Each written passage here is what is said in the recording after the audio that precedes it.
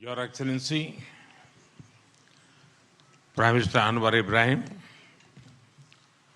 दोनों देशों के डेलीगेट्स, मीडिया के साथियों, नमस्कार। सलामत पागी। सबसे पहले मैं अपने करीबी मित्र प्राइम मिनिस्टर अनवर इब्राहिम का गर्मजोशी भरे स्वागत के लिए हृदय से आभार व्यक्त करता हूं। पिछले वर्ष मैं आसियान समिट के लिए मलेशिया की यात्रा नहीं कर पाया,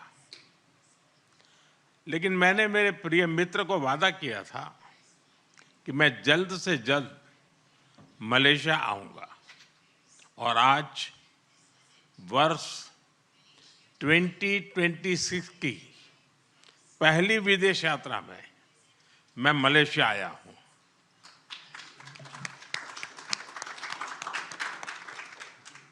फ्रेंड्स, भारत और मलेशिया के संबंध बहुत विशेष हैं। हम मैरीटाइम नेबर्स हैं। सदियों से हमारे लोगों के बीच गहरे और आत्मीय रिश्ते रहे हैं। आज मलेशिया भारतीय मूल की आबादी वाला दुनिया का दूसरा सबसे बड़ा देश है। हमारी सभ्यताएं, साझा सांस्कृतिक विरासत और लोकतांत्रिक मूल्यों से जुड़ी हुई है।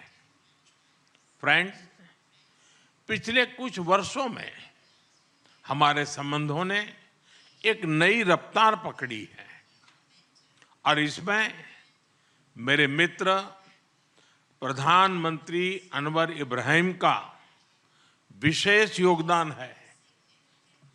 हमारे बीच एनर्जी, इंफ्रास्ट्रक्चर और मैन्युफैक्चरिंग में सहयोग बहुत मजबूत हुआ है। डिजिटल इकोनॉमी, बायोटेक और आईटी में आपसी इन्वेस्टमेंट बढ़ा है। टूरिज्म और पीपल टू पीपल टाइज भी गहरे हुए हैं। इन्हीं उपलब्धियों से प्रेरित होकर आज हमने हमारी साझेदारी में अभूतपूर्व गति और गहराई लाने का निर्णय लिया है। फ्रेंड्स, सिक्योरिटी के क्षेत्र में हम काउंटर टेररिज्म, इंटेलिजेंस शेयरिंग और मैरीटाइम सिक्योरिटी में सहयोग मजबूत करेंगे। हम रक्षा सहयोग को भी और व्यापक बनाएंगे। एआई और डिजिटल टेक्नोलॉजीज के साथ साथ हम सेमीकंडक्टर, हेल्थ और फूड सिक्योरिटी में साझेदारी को आगे बढ़ाएंगे। आज आयोजित सीईओ फोरम ने ट्रेड और इन्वेस्टमेंट के नए अवसर खोले हैं। हम स्ट्रेटेजिक ट्रस्ट से इकोनॉमिक ट्रांसफॉर्मेशन का रास्ता बनाएंगे। फ्रेंड्स, कल मुझे मलेशिया के भारतीय प्रवासियों से मिलने का मौका मिला। अपनी उपस्थिति से मेरे मित्र प्राइम मिनिस्टर अनवर इब्राहिम ने भी इस सम्मेलन का गौरव बढ़ाया।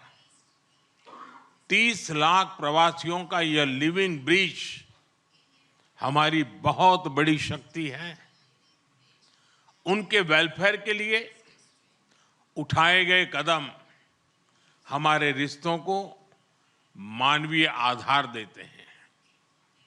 मलेशिया में भारत के वर्कर्स के संरक्षण के लिए सोशल सिक्योरिटी एग्रीमेंट, टूरिज्म के लिए ग्रेटिस ई वीजा और डिजिटल इंटरफेस यूपीआई का मलेशिया में लागू होना, ये सभी कदम दोनों देशों के नागरिकों के जीवन को सरल बनाएंगे, क्योंकि कोई भी पार्टनरशिप तभी ताकत से सफल होती है जब लाभ सीधे लोगों तक पहुंचे।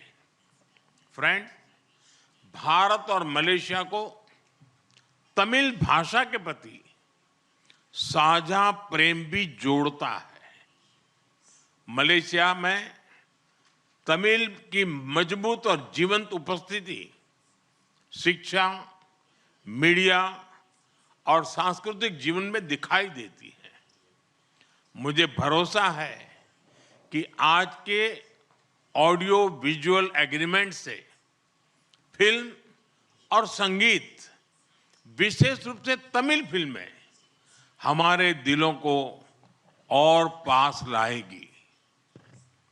हम अपने युवाओं के बीच यूनिवर्सिटी एक्सचेंज, स्टार्टअप कनेक्ट और स्किल डेवलपमेंट के अवसर भी बढ़ा रहे हैं। हमारे बढ़ते संबंधों को सपोर्ट करने के लिए हम मलेशिया में नया कॉन्सुलेट भी खोलने जा रहे हैं। फ्रेंड्स, इंडो पैसिफिक क्षेत्र के विश्व की ग्रोथ इंजन के रूप में ये उभर रहा है।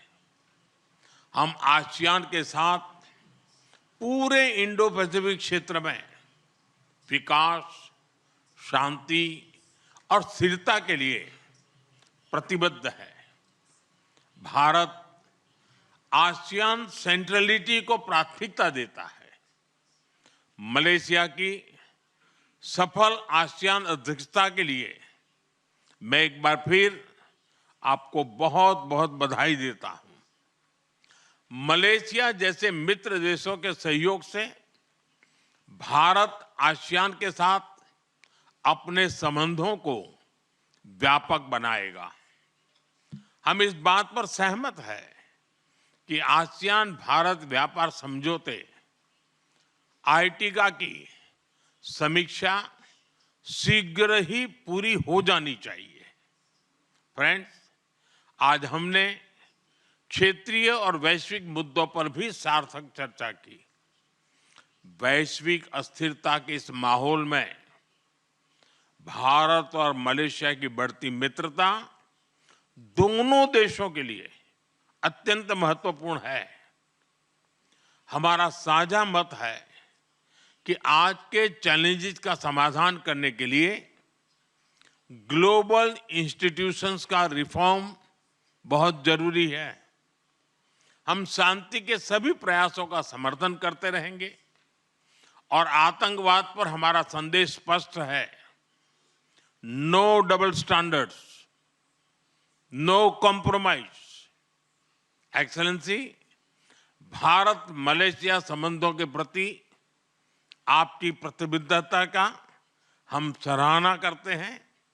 आइए हम साथ मिलकर प्रॉस्परस मलेशिया का आपका सपना और विकसित भारत के हमारे संकल्प को साकार करें। एक बार फिर आपकी मित्रता, आपके गर्मजोशी भरे स्वागत और आतिथ्य के लिए बहुत बहुत धन्यवाद। हम आपको भारत में स्वागत करने के लिए उत्सुक है। बहुत बहुत धन्यवाद।